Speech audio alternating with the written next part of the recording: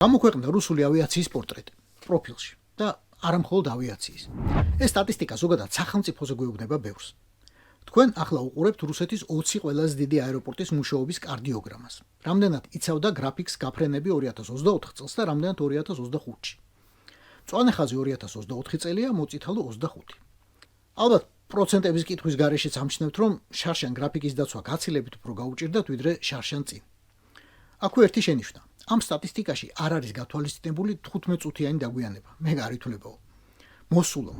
რუსი ხომ შვეიცარიელი ან ლატვიელი არ არის. 15 წუთს როცა ამბობს, ალბათ 9 საათსაც გულისხმობს. კარგი, იყოს 9. ამ მონაცემებით თავის დროზე 2025 წელს ვნუკოვოდან, მოსკოვის უდიდესი აეროპორტიდან რეისების სულ 32% გაფრენილა. შარშან მეტი იყო 41.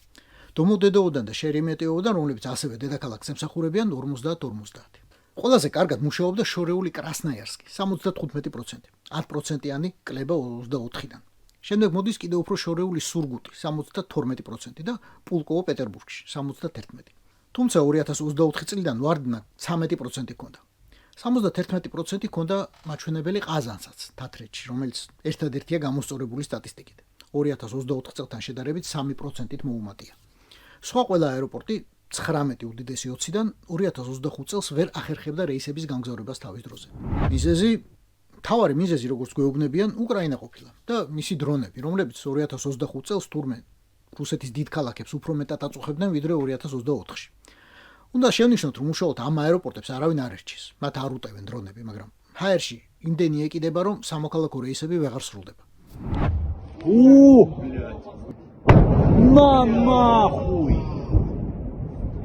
А я подснял, пацаны! მეორე მიზეზი კი, რომელზეც რუსის პროპაგანდა ძალიან ნაკლებად საუბრობს, ძველი თვითმფრინავებია. ბოინგები და ერბასები, რომლებიც უკრაინაში შეჭრის შემდეგ ლიცენზირებული მომსახურების შემდეგ დარჩა რუსეთს.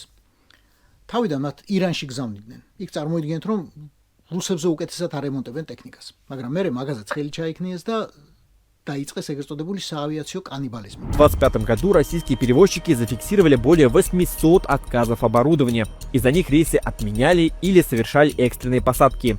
Примечательно, что это почти в 4 раза больше, чем в 2024 году.